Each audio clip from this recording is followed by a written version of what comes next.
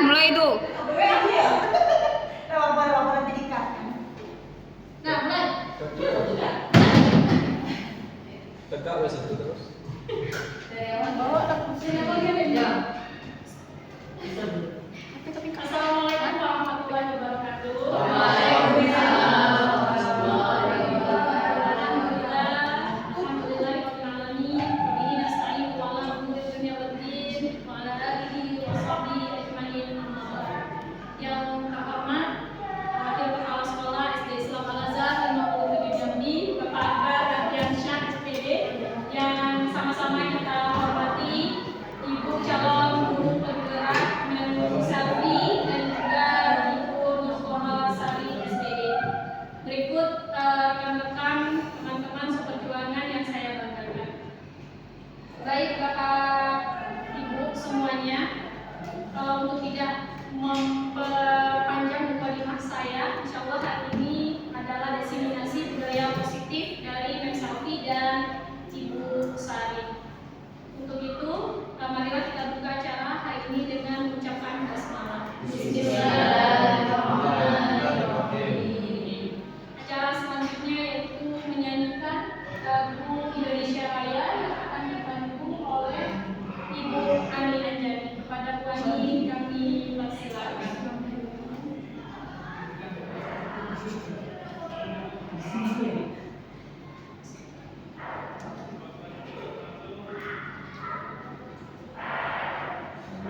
Hadirin dimohon untuk berdiri.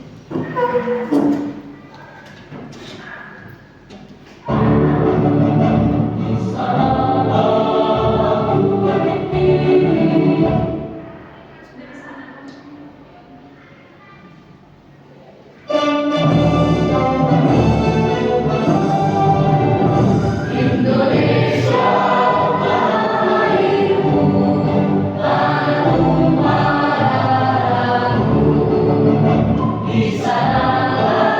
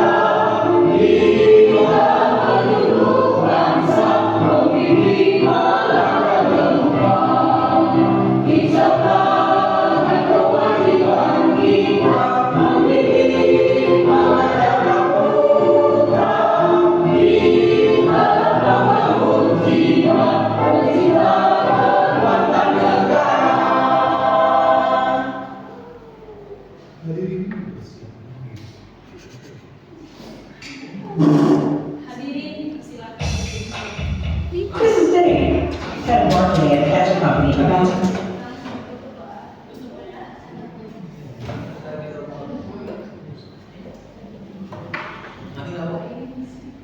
Acara selanjutnya yaitu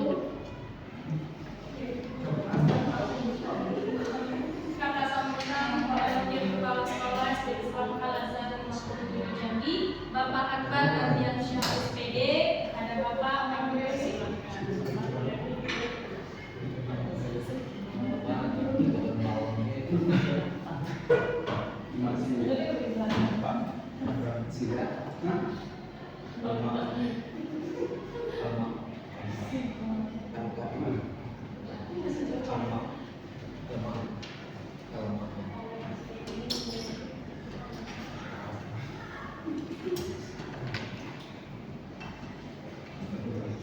Bismillahirrahmanirrahim. Assalamualaikum warahmatullahi wabarakatuh.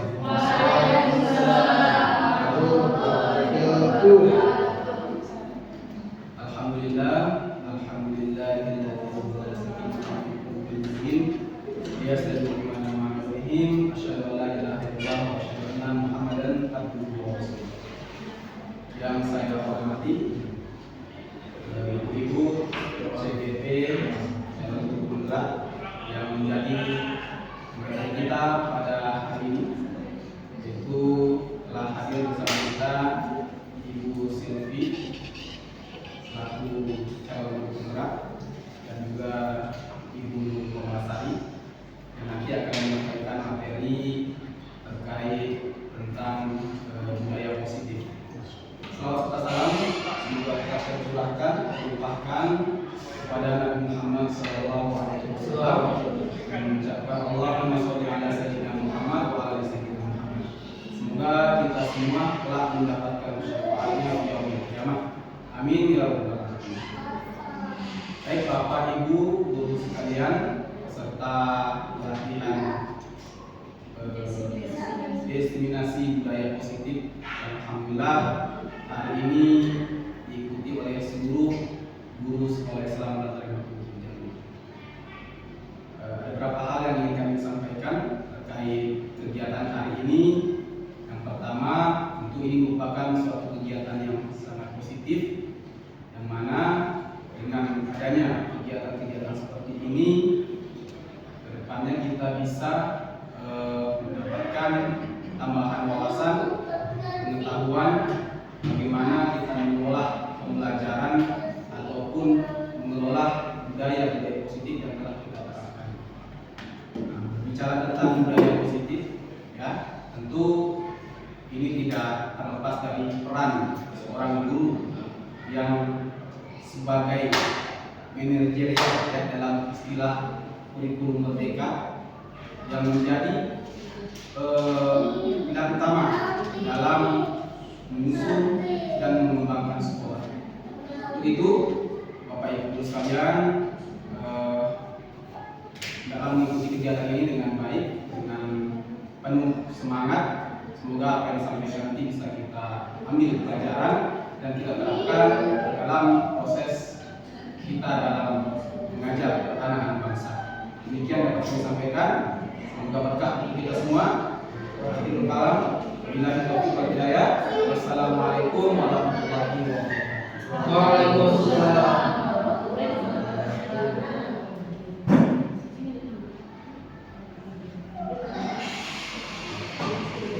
Baik, Bapak Ibu hadirin sekalian, untuk menambah keberkahan acara kita pada hari ini, kami minta kepada Pak Habib Fadlilah Azikri untuk membacakan doa.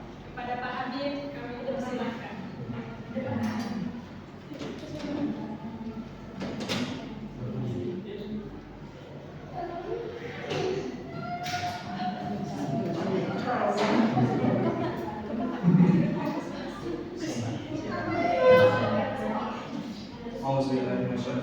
Bismillahirrahmanirrahim. Allahumma sholli ala sayyidina Muhammad wa ala ali sayyidina Muhammad wa sallim wa barik wa baraka ala kulli sahabati rasulillah alhamdulillahi rabbil alamin. Hamdan hamidin hamdan syakirin hamdan ma'in hamdan yu'min wa kafirin mazidah. Ya Rabbana lakal hamdu wa lakal syukru kama yanbaghi li jalali wajhika wa karim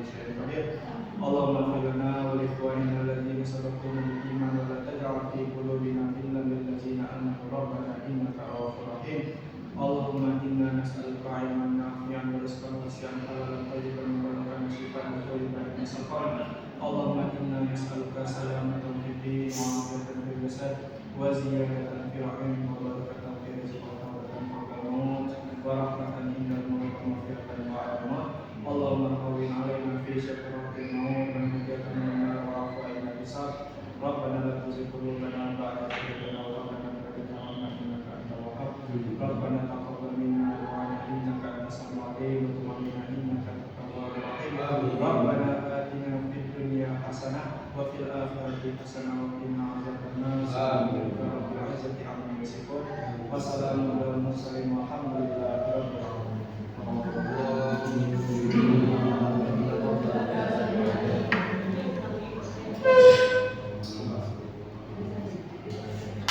Baik, Bapak Ibu, langsung saja kita masuk pada definisi pertama yang akan disampaikan oleh Mem Safi Alisa Asni MPD.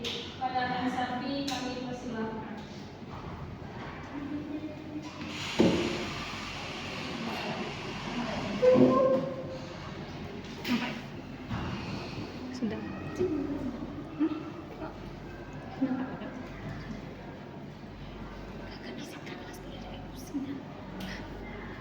Oke, baik Bapak Ibu semuanya, apa kabar? Alhamdulillah. Luar biasa. Baik, Masya Allah. Masih semangat ya Bapak Ibu? Masih. Pantun dulu ya Bapak Ibu. Ya. Beli kayu jati di Bulian. Ada. Pergi pagi, pulangnya sore. Ada. Selamat siang Bapak Ibu sekalian. Saya akan mengucapkan salam. Assalamualaikum warahmatullahi wabarakatuh.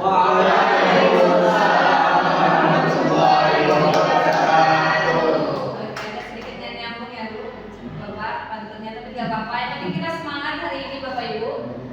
Baik, hari ini saya Safia Sasni dan Ibu Nur Komalasari, calon guru penggerak angkatan 9. Hari ini kami akan memberikan materi ya di dalam program guru penggerak yaitu budaya positif.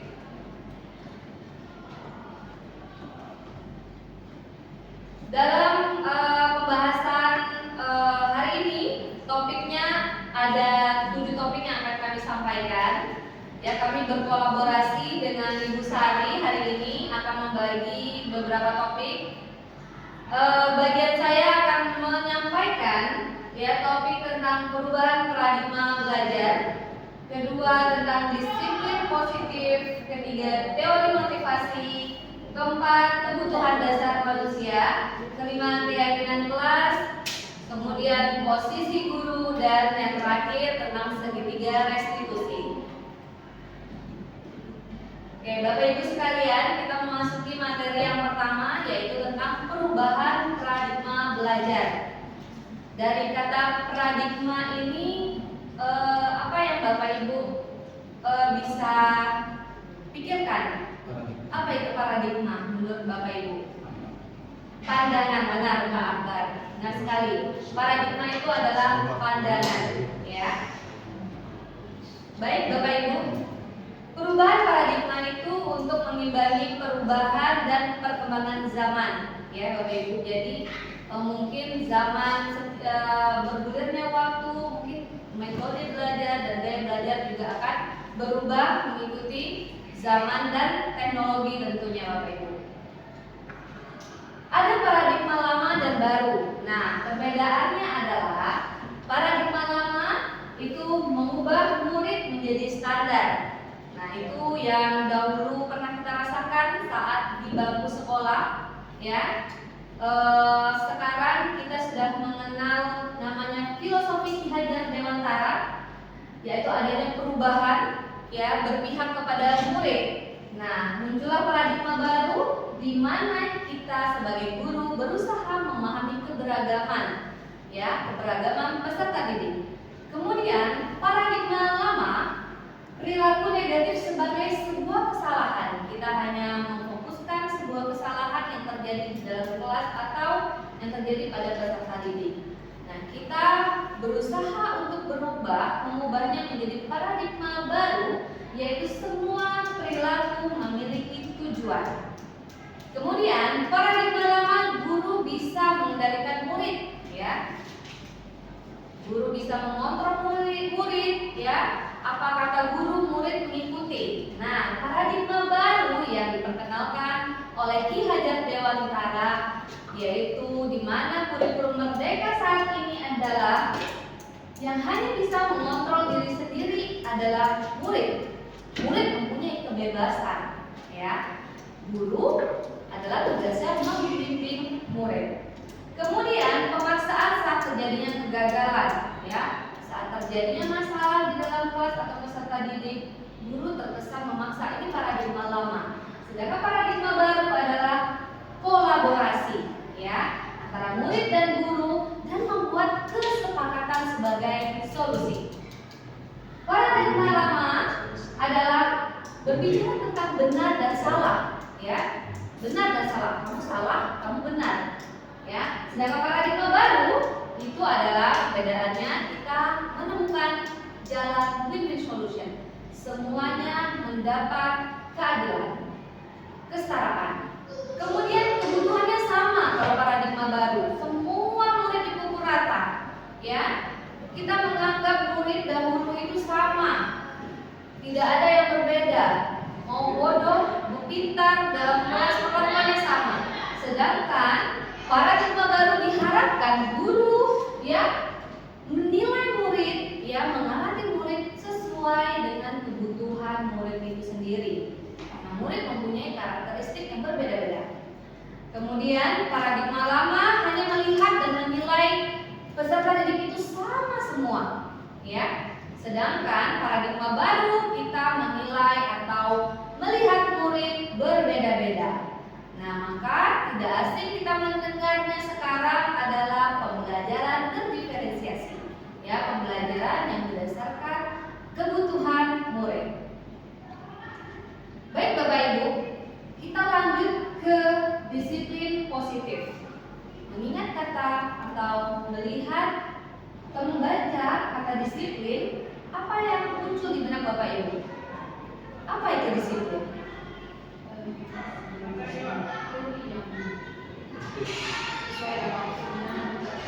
Segala sesuatu yang sesuai dengan waktunya. Bu Nisa menjawab. Ada yang punya ide lain?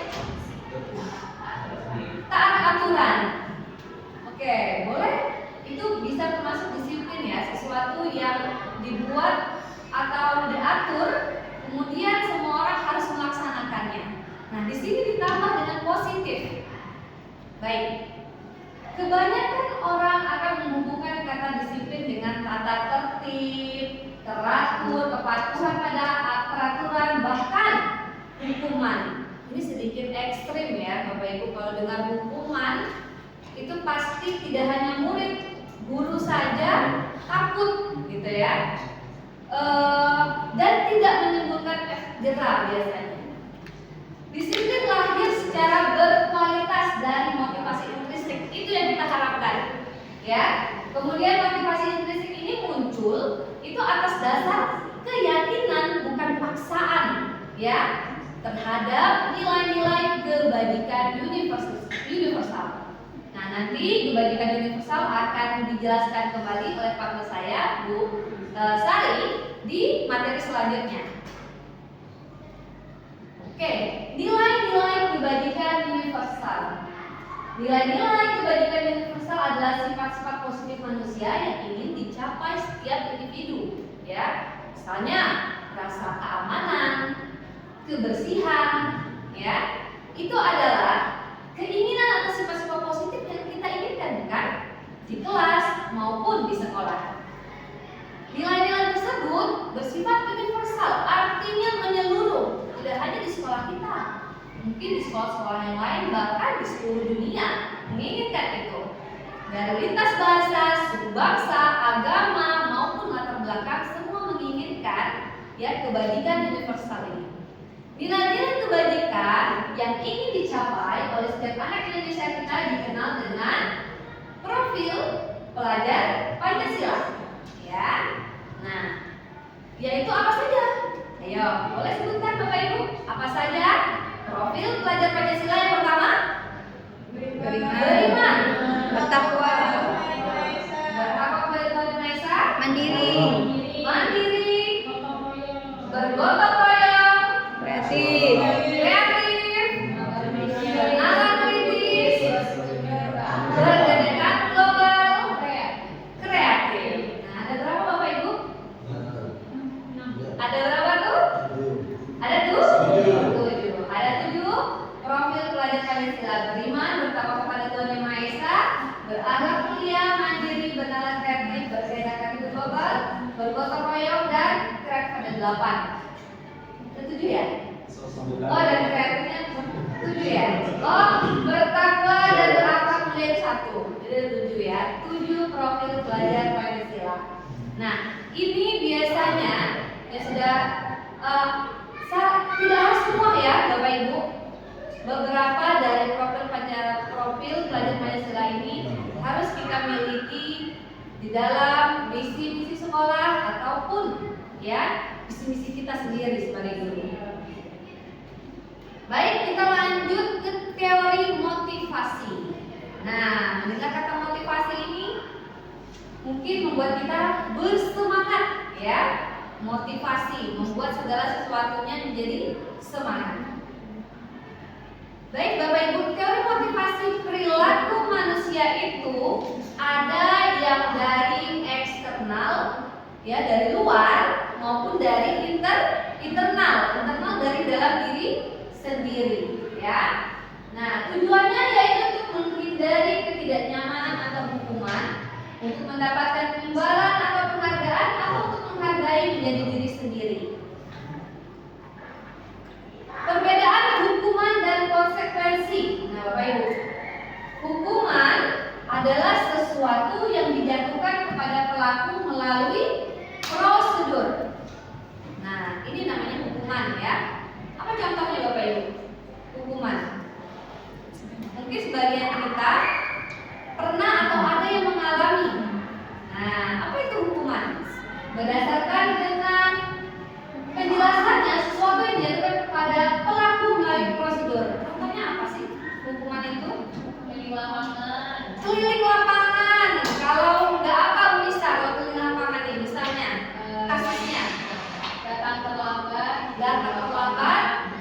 Oke, Bu Desa menjawab bagus sekali. Datang kalau murid, misalnya kita menemui murid datang terlambat, terus kita tiba-tiba secara spontan, kamu silakan lari 10 kali putaran di lapangan.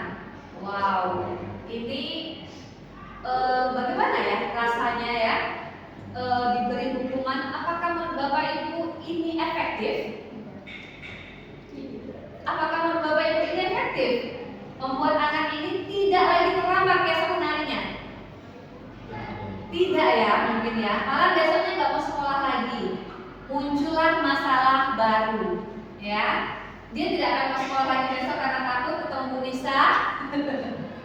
Atau besok dipaksa orang tuanya datang dengan ketakutan. Nah, ini akan menunjukkan masalah baru. Sedangkan konsekuensi Bapak Ibu ini merupakan akibat langsung dari suatu perbuatan yang dilakukan. Artinya konsekuensi ini adalah kesepakatan antara murid dan guru yang dibuat ya pada saat awal pembelajaran, yaitu kesepakatan kelas. Ada konsekuensinya. Nah, ini akan memberikan win-win solution bagi guru ataupun murid itu sendiri ya. Guru mendapatkan murid yang tertib dan murid mendapatkan konsekuensi yang diterima atas kesalahannya. Jadi dia akan sadar secara sendiri melalui keyakinan dirinya sendiri. Oke, berikut ada beberapa contoh tindakan guru Bapak Ibu. Silakan Bapak Ibu boleh membaca ya. Yang pertama, mencatat 100 kali dalam buku kalimat ya. Di dalam buku kalimatnya seperti saya tidak akan terlambat lagi. Ini 100 kali Bapak Ibu bayangkan kalau mereka membuat kesalahan itu dihukum seperti ini. Kemudian lari mengelilingi lapangan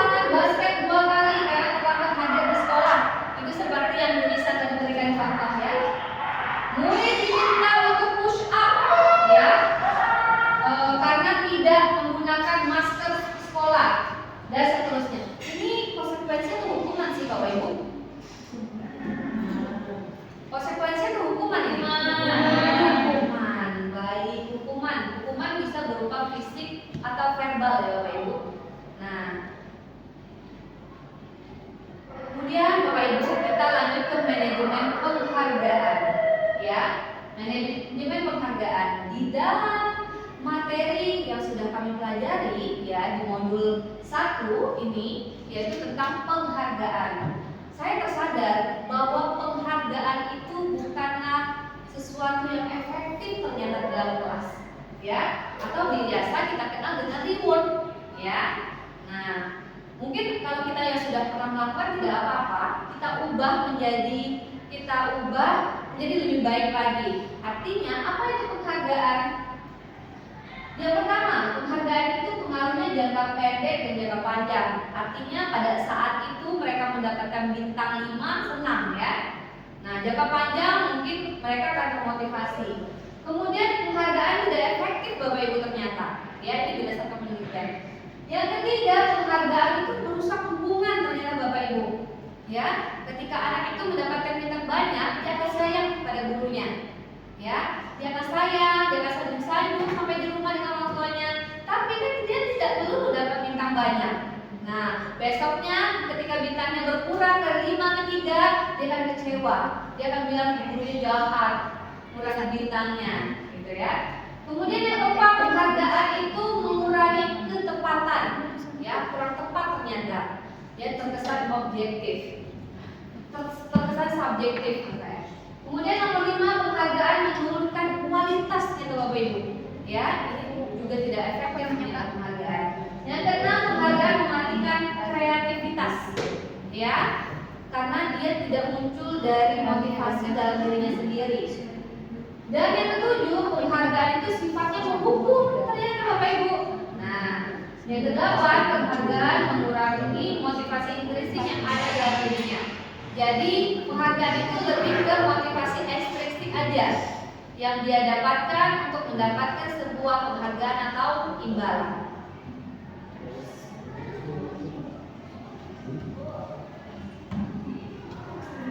Oke Bapak Ibu, kita langsung ke restitusi. Saya akan menjelaskan sedikit tentang restitusi. Nanti yang akan menjelaskan lebih luasnya nanti rekan saya. Mendengar kata restitusi ini mungkin sebagian dari kita ada yang awam atau ada yang sering sudah mendengarkan di beberapa webinar atau di konten-konten yang lainnya. Saya sedikit menjelaskan restitusi itu adalah proses menciptakan kondisi bagi murid untuk memperbaiki kesalahan mereka sehingga mereka bisa kembali pada kelompok mereka dengan karakter yang lebih kuat. Disinilah diperlukan posisi seorang guru. Nah, jadi dalam restitusi ini ada segitiga restitusi yang akan nanti dijelaskan oleh Bu Sari. Nah, di sini adalah kita sebagai guru memiliki posisi yang dapat menentukan atau menstabilkan kondisi murid, di mana murid itu bisa menyadari tindak kesalahannya dan kembali secara normal ke dalam kelompoknya. Dan yang terakhir di materi saya adalah kebutuhan dasar manusia. Ya, ternyata kebutuhan kita bukan hanya makan dan minum Bapak Ibu. Ya, ada 5 kebutuhan dasar manusia. Yaitu yang pertama, tentu saja bertahan hidup. Ya, setiap makhluk hidup di muka bumi ini termasuk manusia itu pasti mempunyai kebutuhan bertahan hidup. Apa saja itu? Kesehatan, rumah, dan makanan. Saya yakin di sekolah kita kebutuhan bertahan hidup ini sudah terjamin, ya. Tapi kita tidak menutup kemungkinan di sekolah-sekolah lain, ya. Nah, ini juga menjadi masalah kalau kebutuhan ini tidak terpenuhi. Kemudian yang kedua, kebutuhan kasih sayang dan rasa diterima. Apa itu? Ya, itu adalah psikologis, ya. Psikologis itu dari dalam dirinya, ya. Kemudian relasi hubungan. Kemudian yang ketiga, kebutuhan kebebasan. Nah, manusia memiliki kebutuhan kebebasan, yaitu kemandirian, otonomi, dan hak. Ini kalau misalnya murid kita, peserta didik, kebutuhan dasarnya yaitu salah satunya kebebasan, itu tidak terpenuhi, artinya dia kurang mandiri.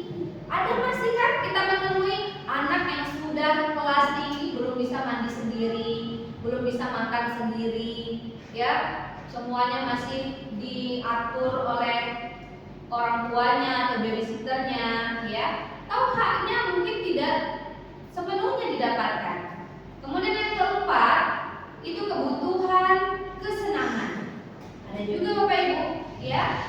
Mungkin kebutuhan kesenangannya hilang atau tidak terpenuhi. Tawa dan bahagia, di rumahnya penuh dengan masalah. Orang tua mungkin tidak akur, ya. Atau mungkin maaf orang tuanya divorce atau bercerai.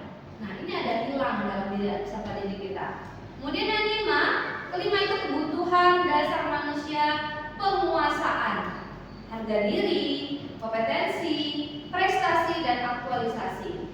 Nah, kelima ini Bapak Ibu seyogyanya dan sebaiknya itu dipenuhi atau dimiliki oleh kita sebagai manusia. Bukan hanya peserta didik, tapi kita juga sebagai guru, sebagai manusia kita semua memiliki ya 5 dasar kebutuhan ini.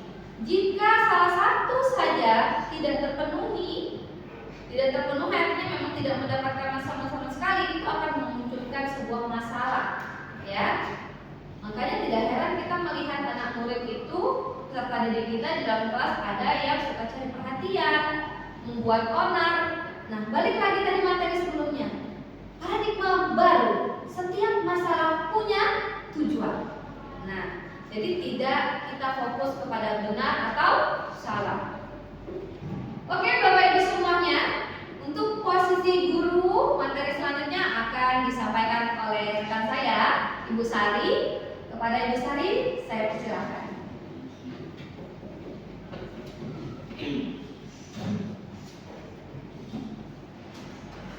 Oke, baik Bapak Ibu, kita lanjutkan. Kalau yang sampai pakai pantun, saya juga nggak mau kalah dong, harus pakai pantun juga.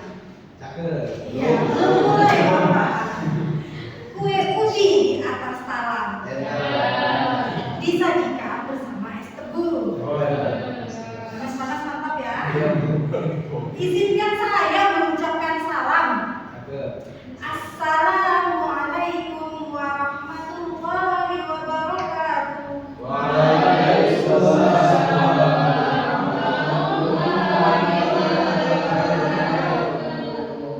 Baiklah Bapak Ibu, kita lanjutkan ke materi selanjutnya. Ada materi posisi guru.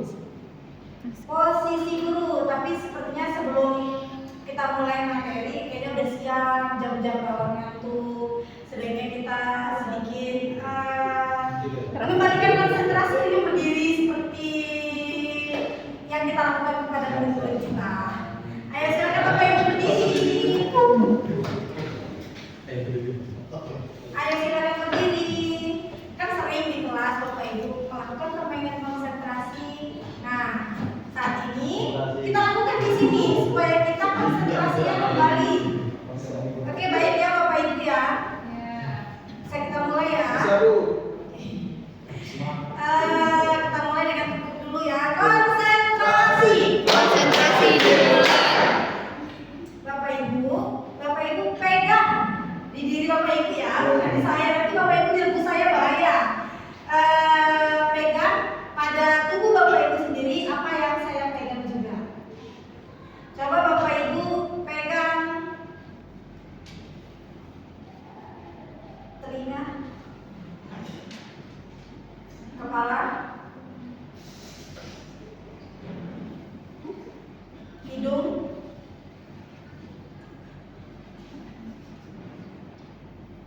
mata, kepala,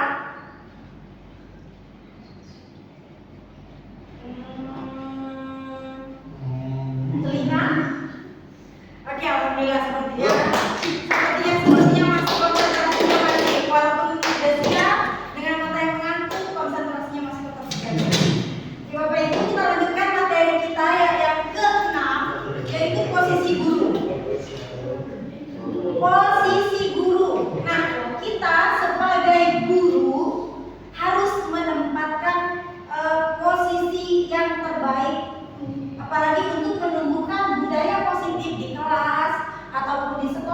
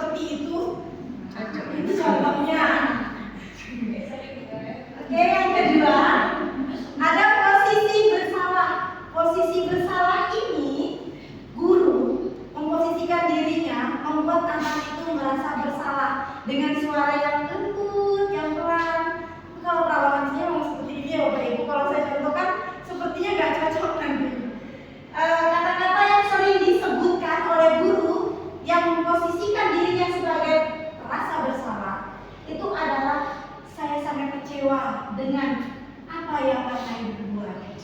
Itu salah satu contohnya. Barangkali Bapak Ibu harus memberitahu kamu ya. Seperti itu. Gimana coba kalau orang tua kamu tahu apa yang kamu lakukan di sekolah? Pasti murid kita setelah kita katakan seperti itu, dia akan mulai merasa bersalah, sedih, takut. Kalau kita memberitahu orang tua di rumah, mereka pulang kena marah. Lanjut, posisi yang ketiga adalah posisi teman. Mungkin kebanyakan dari Bapak Ibu semua menganggap posisi teman itu yang baik untuk kita terapkan. Tapi posisi teman itu ternyata memiliki dampak yang positif dan negatif. Dampak positifnya kita bisa merasa dekat dengan murid.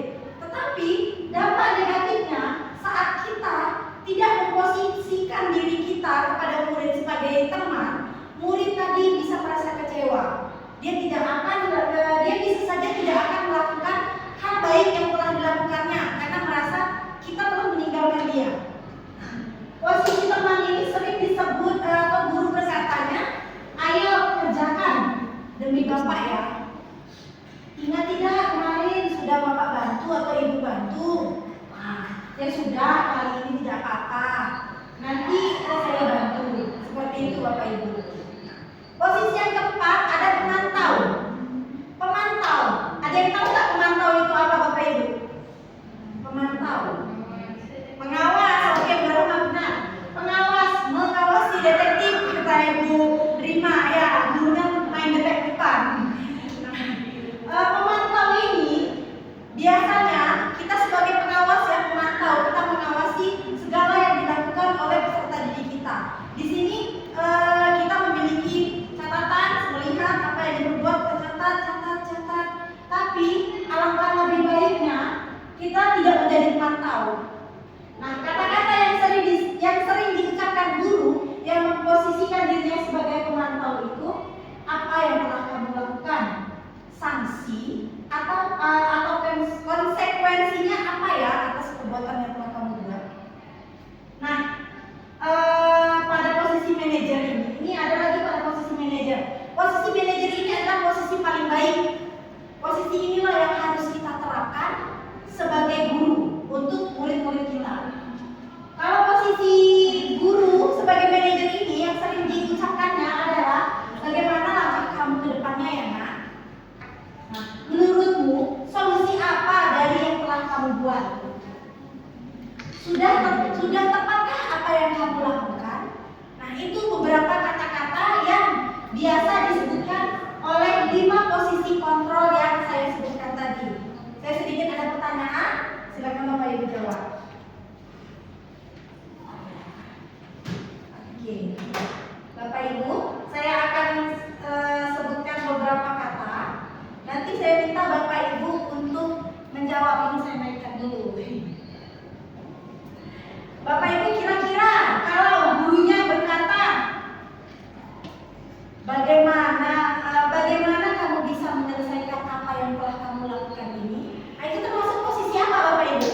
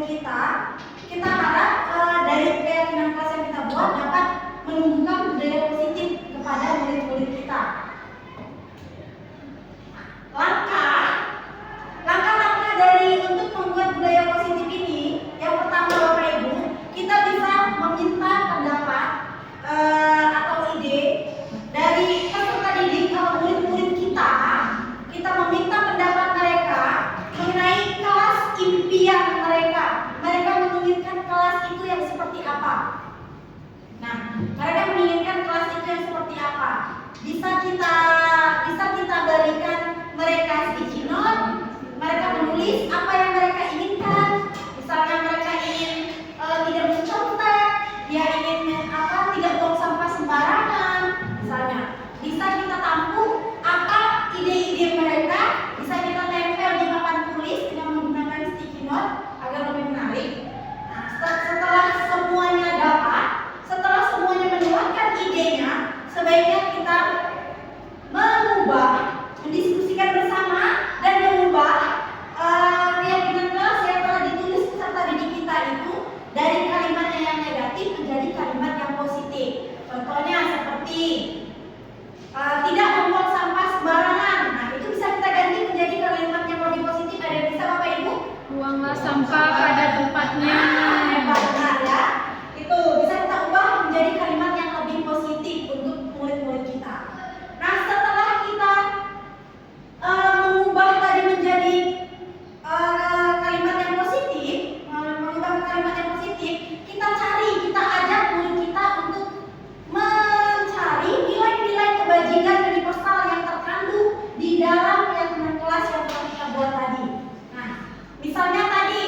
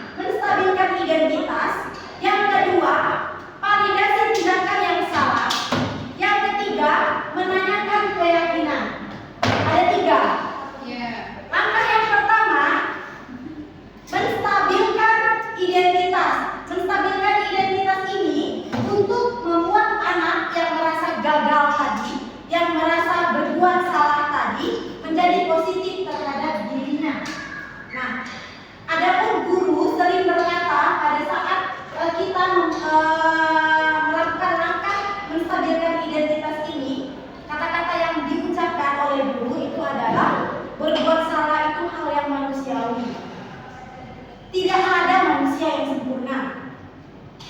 Bapak Ibu juga sering berbuat salah.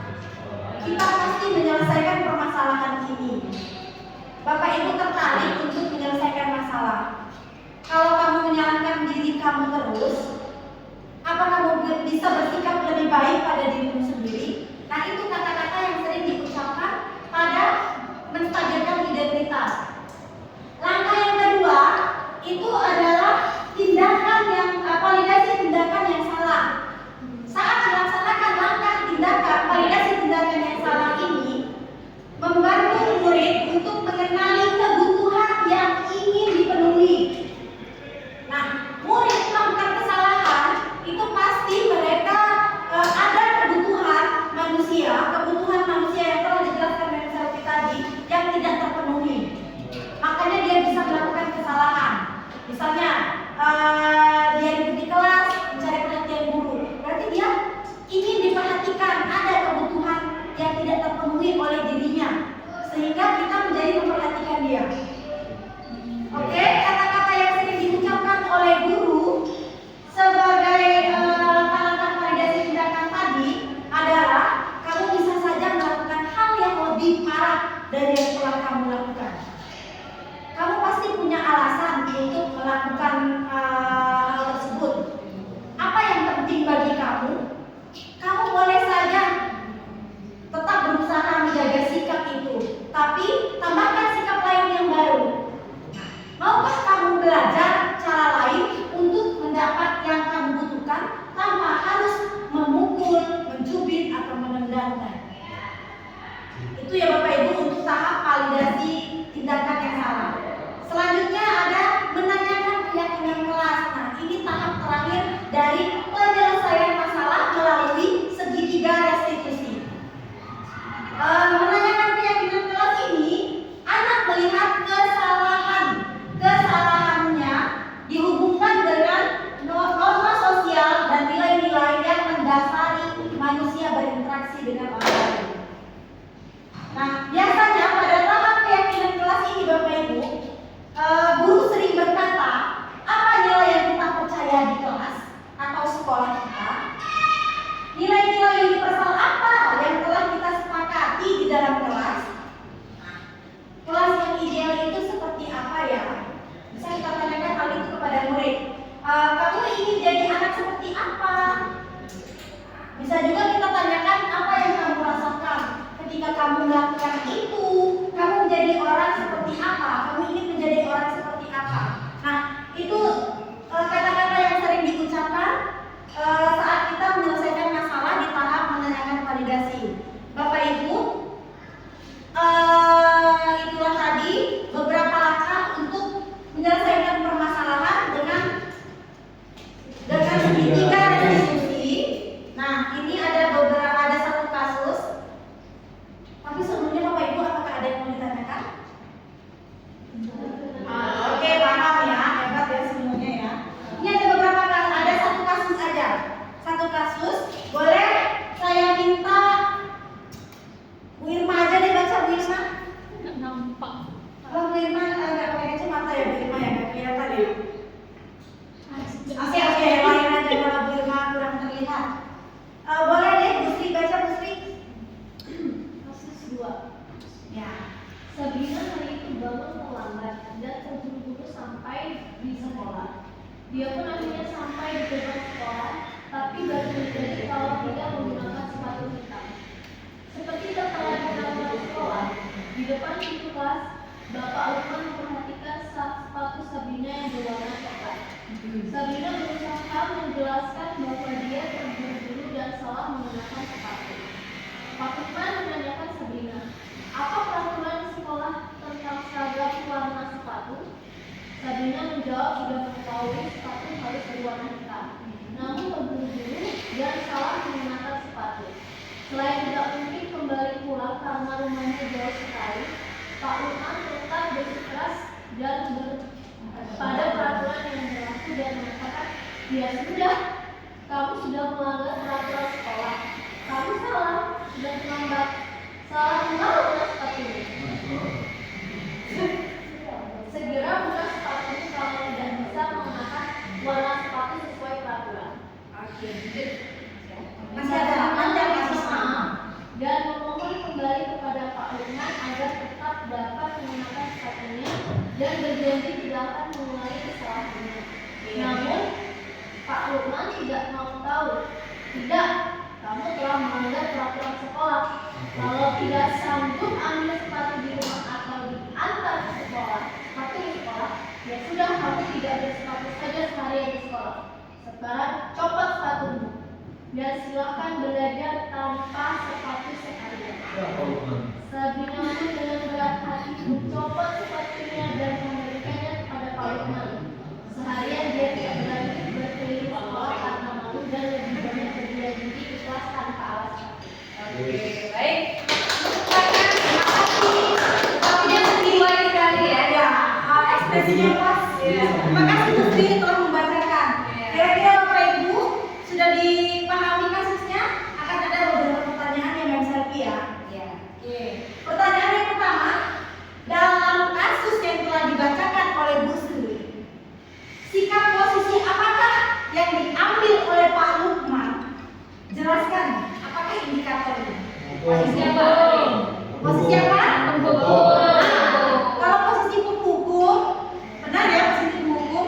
Kira-kira dari kasus tadi, dari mana Bapak Ibu bisa mengatakan kalau dia mengambil posisi penghukum? Dia boleh ditampilkan ya, Mem? Oke, apa kata-katanya? Belajar tidak memakai sepatu. Kamu sudah terlambat loh, kalau warnanya. Ya, oke. Oke, good. Saya Lukman. Oke, Ada tadi menghukum ya tadi ya. Suruh seharian tidak menggunakan sepatu. ya benar ya. Di situ memang benar Pak Lukman memposisikan dirinya sebagai penghukum dari kata-kata mana tadi Mem? Dari kata-kata yang Sudah kamu Ya, tidak. sudah. kamu lepas aja sepatunya. Itu disuruhnya lepas dan dia tidak memakai sepatu seharian. Nah itu dia menghukumnya seperti itu. Oke lanjut Mem, pertanyaan kedua. Bila Bapak Lukman mengambil posisi sebagai manajer, nah manajer ya, apa yang akan dikatakannya? Pertanyaan-pertanyaan seperti apa yang akan diajukan oleh Pak Lukman ke Sabrina? Oke Pak Lukman?